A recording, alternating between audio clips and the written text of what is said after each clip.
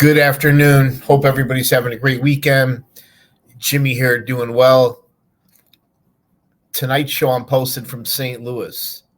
Yeah, not one of my favorite cities to visit, especially the downtown area near the Arch. A lot of the high-rise commercial buildings down there are vacant. Some of them are boarded up. And at nighttime, it's a pretty rough crowd, man. You could easily get assaulted, carjacked, or even worse. But outside, maybe 15 minutes, there's an old Italian neighborhood in St. Louis called The Patch. That's where I like to hang out. And there's a lot of really good Italian restaurants, small neighborhood, ma and pa type of joints. There's really good bakeries, cafes, pizzerias, bars, restaurants. So that's my tip for the day. Check out the Hill next time you're in St. Louis. Couple hours outside of St. Louis, you got the Lake of Ozarks, which is this huge lake where you can rent boats, jet skis, wave runners. They've got a couple good bars and restaurants where you could sit outside and get the beautiful view of the Lake of the Ozarks. And then obviously Kansas City, you got the Kansas City Chiefs, and you've got the Blues. You got the old, a lot of mafia history there, as we all know. The Kansas City family was very smart. They became good friends, good allies with the Chicago outfit. And you got some of the best barbecue in the country. So Missouri, you got a lot of good old Americans. Definitely a lot of Trumpers out here. I was joking with one of my friends. I said, I'm gonna get a trucker's hat, buy a truck, grab a shotgun, start chewing tobacco, get a fucking tattoo, to fit in. But let's talk about tonight's story. We're going to talk about Chicago outfit's influence with car dealerships. Some of the crews back in the day would extort some of the higher end car dealerships. They'd walk in there, threaten violence, demand hundreds of thousands of dollars. Some of the smarter outfit guys would invest in the car business, invest in cars, car lots, dealerships, and made a fortune legally buying and selling cars and enjoying all the perks that come along with that. So that's what we're going to talk about. Who remembers? This is one of the oldest and largest car dealerships in Chicago. You got Joe and Frank Rizzo, 100% mob connected, if you will. And if you remember, anywhere you went up and down Cicero Avenue, Western Avenue, Harlem Avenue, even out in the burbs, all you saw was Rizzo car dealerships. There's a good chance one of your family members or friends bought a car from Rizzo. And I never bought a car from Rizzo, but I partied with some of the salesmen and sales managers, and these guys were characters, if you can imagine. Some of Kappas' friends. Kappas was one of the biggest drug dealers, biggest coke dealers on the southwest side of Chicago. And some of the car salesmen, these guys worked their ass off. They worked from 9 in the morning till 9 at night. Some of the better ones made well over $100,000, and they all had company cars. And again, all the perks, all the dinners, all the women, all the parties. A lot of characters in the car business. And what a lot of people forget is Rizzo is related to this gentleman here. I'd rather not say how they're related. John No Nose DeFranco, Johnny Bananas, made member in the Chicago outfit. We could write a book on this guy, but he made millions of dollars, not only in the ranks of the Chicago outfit, but he made even more money legitimately. Look at his D&P construction company, still making big money today. Everywhere I go, every construction site I'm on, I see D&P green dumpsters. He had car dealerships all over the southwest side of Chicago, in the western suburbs. DeFranco was smart to get away from the violence, unlike guys like Marcelo, Carlisi, Ayupa, and he went more legit, invested in the stocks, real estate, construction, car dealerships. Some people accuse him of being an informant because he was never pinched at the family secrets trial. But let me tell you, I was at the family secrets trial. I seen Nick Calabrese testify in great detail. He said not John No-Nos DeFranco was one of the men present. As I said many times before, when they first killed Michael Spilatro, Michael had a small 22 gun on him, fell out of his pants. John No-Nos grabbed that gun, unloaded it, and then John DeFranco wiped a smudge of blood off the wall. After that, he participated in the brutal beatdown and stomping of Tony Spilatro. But according to Nick Calabrese's testimony, if you believe him, John No-Nos DeFranco, one of the bosses of the outfit at the time, took part in that hit. And the reason he was never charged is because the government didn't have anything to corroborate what Nick said. Most of everything Nick said against some of the other guys, the government could corroborate it. They do an excellent job of crossing the T's and dotting all the I's and tying everything up. But John No-Nos DeFranco was a legend in the Chicago outfit, made a fortune, kept a low profile. And luckily for No-Nos, I've never seen him in court, but he did do some time with that casino pinch, that Indian casino pinch with Sam Carlisi and a couple other guys. Did his time back then, never ratted, never rolled. Stand-up guy, made a lot of money, and became a millionaire just in the car business alone. Now here's another guy we'll talk about who's not a mob guy, but definitely a friend of the outfit guys, an associate. You got Al Piemonte. I remember seeing him every time I seen him. Wasn't at the dealership, but he was having lunch at Danny's Deli, which is right there in 15th and Division. Al Piemonte was there every day. Pretty big guy, sociable, approachable, made small talk with him. He always had a couple beautiful older women around him. But not only was the food delicious at Danny's Deli, but you definitely seen some of Chicago outfits, friends, family members. Some of the boys would hang out there. You'd see a lot of the wives, aunts, grandmothers, kids. The Ferriola family ran it for a while. Then Vito Scavo and his wife took it over. And then the last I've known, the Dode family ran it. But regardless of which family ran it, it was always a great place to go. The food was delicious. And like I said, a lot of characters there. But Al Piemonte was there every single day for lunch. And I'll never forget it.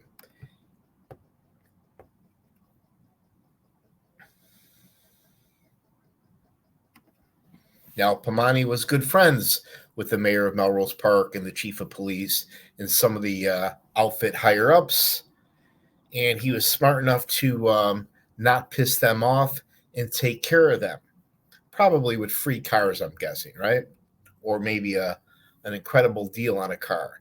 But Al Piemonte was never extorted by the Chicago outfit, or did he ever get involved with the Chicago outfit. And he lived to be in his 80s, just passed away recently. But this is a legend in the car business in Chicago. Everybody knows him, Al Piemonte, quite a man. Now here's we're going to talk about this guy, Solozzi and Edelson, right? In the 80s and 90s, you always seen their commercials. I seen Nick everywhere I went. He went to all the old Blackhawk games, the Bulls games. I seen him at the Cubs games. I used to see this guy at some of the old nightclubs we used to go to, some of the restaurants. One time I was in an elevator with him at the Fairmont Hotel, which is near Randolph in Michigan, just east of Michigan, and made small talk with him. I complimented him, but he looked like a movie star. He had the tan, nice suit. He had all the jewelry on, very personable. Now, this guy here was a very good friend of Tony Spilotro, Joey Lombardo, Jimmy Marcello, and many, many other outfit guys. He never really got extorted from like Al Piemonte, and he was good friends with him. He took care of them. He got them jobs. He hooked them up with cars. Again, many perks that go along with the car dealerships. But this is a legend, Nick Salozzi and his partner Edelson. They had lots all over the city of Chicago in the suburbs. And I remember seeing him. I used to valet park cars at this restaurant called Capri in Oak Park, not too far from the hospital by the train tracks. And this is where all the outfit guys and associates and mayors and VIPs, political people used to go. Food was delicious. I was good friends with the family, and I used to park his car, and he used to tip me pretty good. But again, just a real kind of like a guy like a Mike Ditka, a guy that if you're out and about, you're definitely going to see a real character, made a fortune in the car business and never got in trouble by getting involved with the outfit and all his friends. Now here we got a photo coming up of Nick and his two sons. You can see handsome sons. And what I like about Nick and his brother is they never got involved in any of the outfit activity. I mean, they made a dabble, partied a little bit because they were friends with Michael Spilotro. They were friends with Junior Calabrese and others. And a lot of their friends ended up following in their father or their uncle's footsteps. But these guys did not. One of them became an actor, and the other gentleman was actually an Elvis impersonator, and he did a couple shows with Red, told some really funny stories because he was friends with them. He's got some a lot of personal stories about friends of his in the outfit that were almost like family to him. He tells the one story where John Nonos DeFranzo asked him to sing, do one of his Elvis gigs for Nonos DeFranzo's sister, who was having a birthday party that day. So what are you going to do? Tell Nonos no? So, of course, he sang. Everybody loved it. But this is Nick Salozzi, and it was interesting. Him and Red are no longer, they must have broke up. I'm not surprised, but I hope he's doing well. But these are the Salozzis. They made a fortune and a good life for themselves here in Chicago. And thank God they never got involved too deep with the outfit. But I'm sure he sold pretty much all your wise guys their cars and took care of them. Now here coming up, the computer's running really slow. We got Michael Spilotro, right? Michael, not really a tough guy, but the outfit used Michael as a ruse to get to his brother Tony. They tricked him and said, we're going to make Michael a made man, because Michael was kind of like a mob guy, want to be a partier, a playboy, wanted to be an actor, not a real tough guy like Tony. And they said that Tony was going to become a boss. So prior to that meeting, both of the brothers were, I'm sure, very nervous, especially Tony, with all the shenanigans that were going on in Vegas.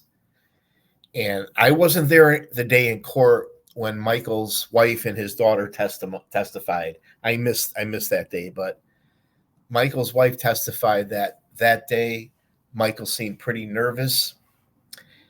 And before he left for that meeting, he took off all of his jewelry and his cash, put it in a plastic bag, and gave it to his wife and told her if he's not back at the reception by a certain time, something seriously is wrong.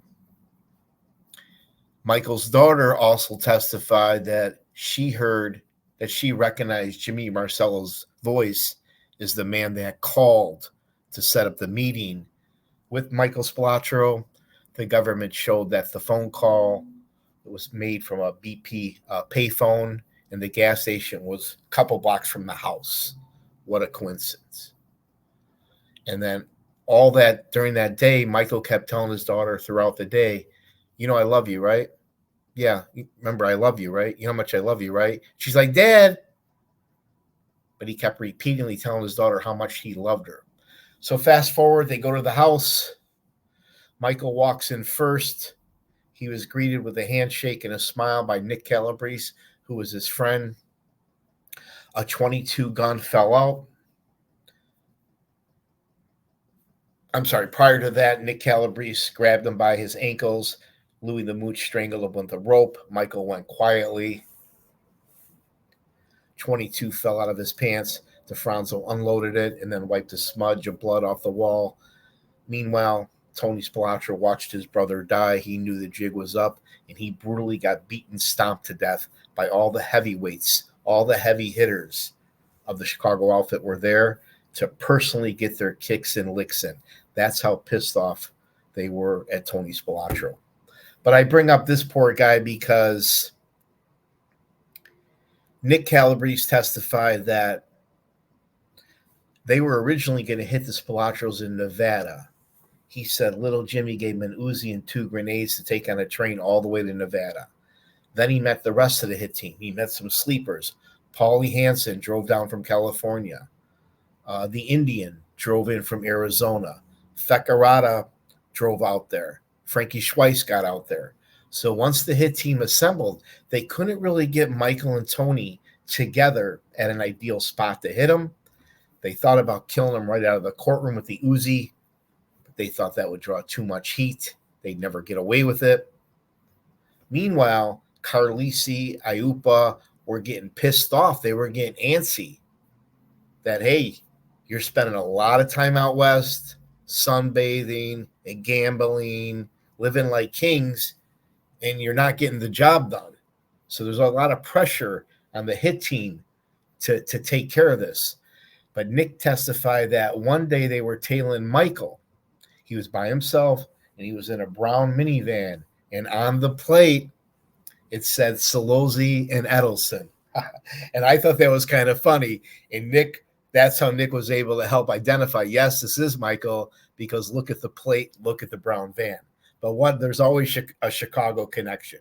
There's Michael Spilotro driving around Nevada like a king with a Solozzi and Edelson plate on it. Now, I forgot how many Solozzi and Edelson's car dealerships they've had, but here's one of them. Based on the look of those cars, I'm guessing this is the 1970s, probably early 80s. But Nick made a fortune, as I mentioned, good friends with Chicago outfit, provided them with cars, with service, took good care of them, had a good reputation, and never got in trouble, never got extorted either. Speaking of extortions, we're going to talk about another very popular. Now, this guy did more commercials than the Empire Carpet guy, Bob Rohrman. He was kind of like in Goodfellas, Morty the Wig. He had a lot of money to spend on these commercials because he was making a killing in Chicagoland area, meaning the city and the suburbs, selling cars legitimately. This guy was not a mob guy, but he definitely, we'll say, socialized with some of the outfit guys. No violence or anything like that. And during the first trial, he went to Lenny Patrick, his crew. They were extorting car salesmen, car dealerships, and restaurants. This guy here, one of his high-end car dealerships, was extorted by Mario Renone, Nick Gio. They went in there and they demanded a couple $100,000, and they would threaten violence. Rohrman was smart enough not to call the FBI. He knew not to. He knew to take these men serious. He went to Lenny Patrick to see if Lenny Patrick could possibly help him. Lenny Patrick told him he would look into it. The whole time, Lenny Patrick was behind the extortion. He posed to be a good friend with Bob Rohrman, but he really set him up.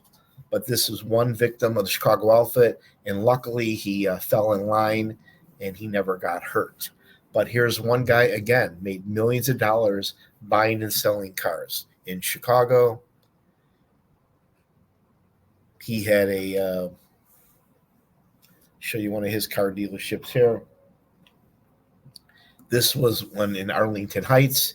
And back then, when a lot of these guys are doing commercial and after commercial, they're becoming a bigger and bigger target as far as a crew that starts thinking, hey, we'll go after this guy. We'll see if we can grab him and pinch him a little. And that's exactly what happens. I had a friend, he swears the PK crew robbed his house twice. Not once, but twice. Now here's another Chicago outfit associate, we'll call him.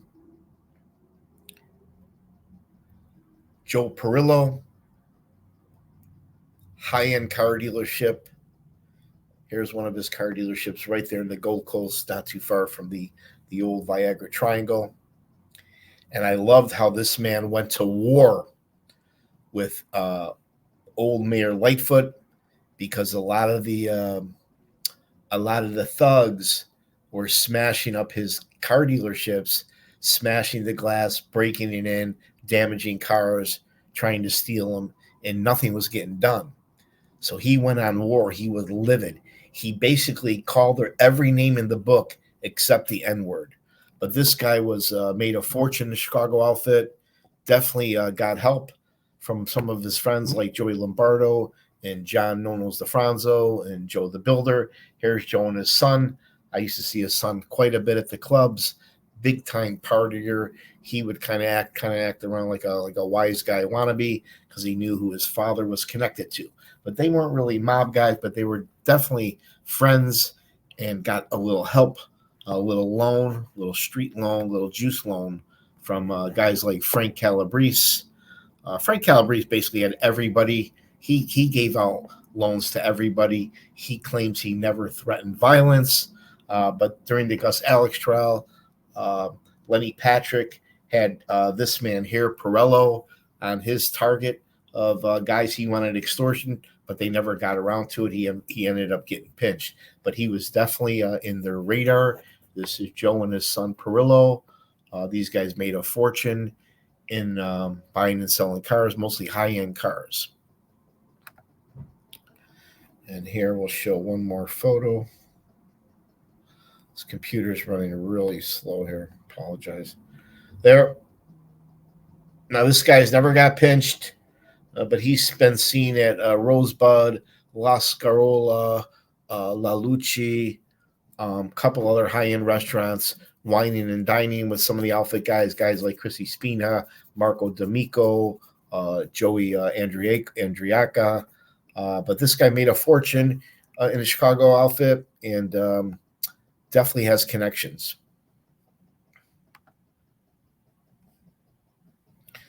Now, coming up, this guy here is a friend of mine.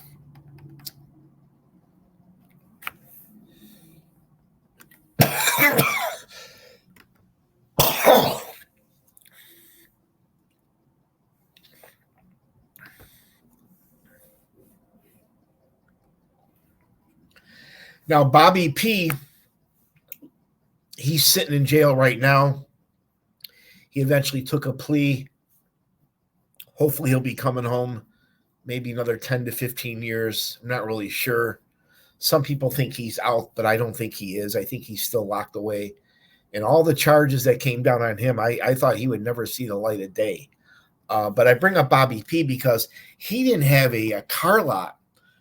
But one of his hustles, one of his many hustles, he was a car salesman. Him and Mikey Switek were always buying and selling cars. Great way to make a quick buck, right?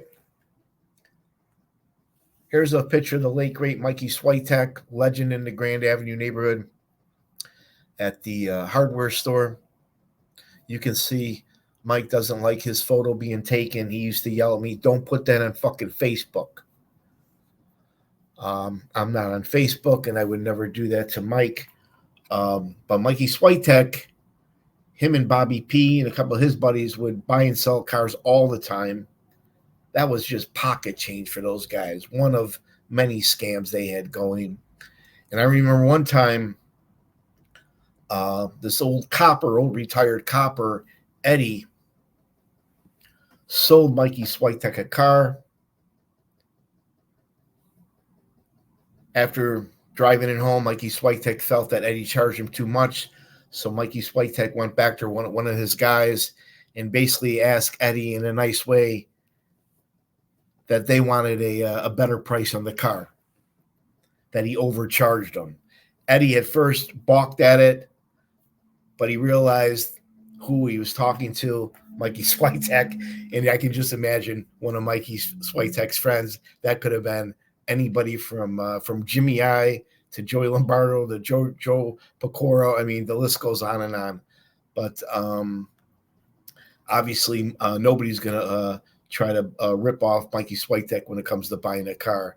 But him and Bobby P would buy and sell cars all the time, just for extra street cash.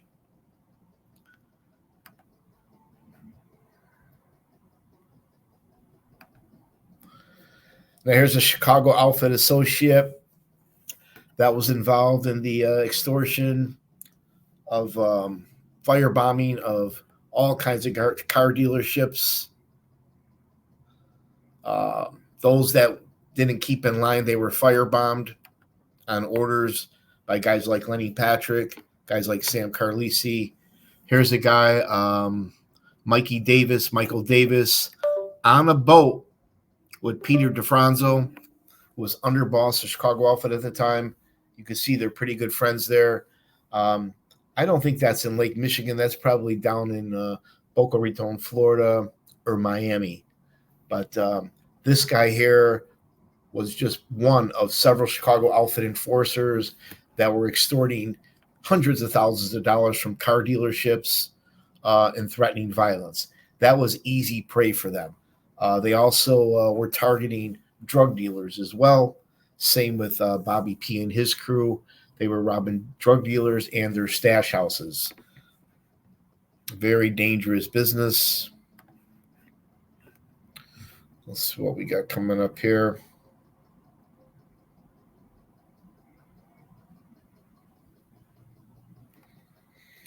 Now here's a high-end North Shore car dealership. And the North Shore is where all the money is. A lot of people think it's downtown, but it's really up north. Places like Lake Forest, Kenilworth, Winnetka, Highland Park. This is where all your doctors, all your lawyers, all your stockbrokers, all your CEOs live. A lot of professional athletes live here, and all the mob guys are well aware of it. Lenny Patrick, who testified against Gus Alex, he actually wore a wire against him. He had a very nasty extortion crew, guys like James Lavelli. This guy looked like an NFL linebacker. Decided to flip and cooperate. And then he also had Mario Ranone, a top enforcer for the Chicago outfit. Actually seen him twice. I seen him at the Gus Alex trial. Then I seen him years later on a gun trial. And I couldn't believe how much he aged. But this guy was walking high-end dealerships along with Nick Geo, demanding hundreds of thousands of dollars or threatening to plant the salesman, sales manager, him and his family in the little garden in front of the car dealership. These were very serious guys. Imagine a guy like Mario Ranone threatening you. What would you do? You'd be too scared to even go to the cops or the FBI. Here we'll show an old photo.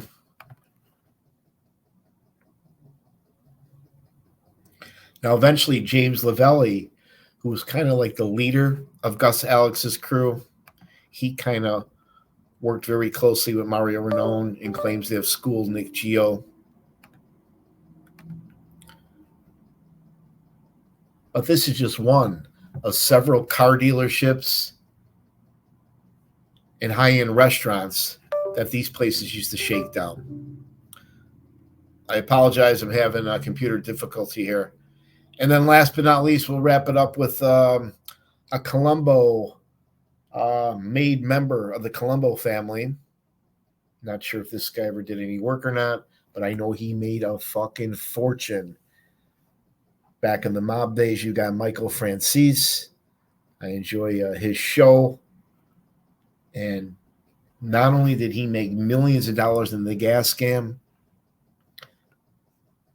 mostly by not paying taxes, but he had car dealerships all over New York City and made a ton of money legitimately. He's just one of probably hundreds of Chicago outfit, New York, Philly wise guys that are involved in the car business. Back then, they either extorted car dealerships, stole from them, took advantage of free cars, perks, and made millions buying a car and reselling it. If you guys like my Chicago mob trial stories, please hit the like button, share, subscribe with your friends. Hope you're enjoying the NBA and the NHL finals. Take care, guys. Ciao.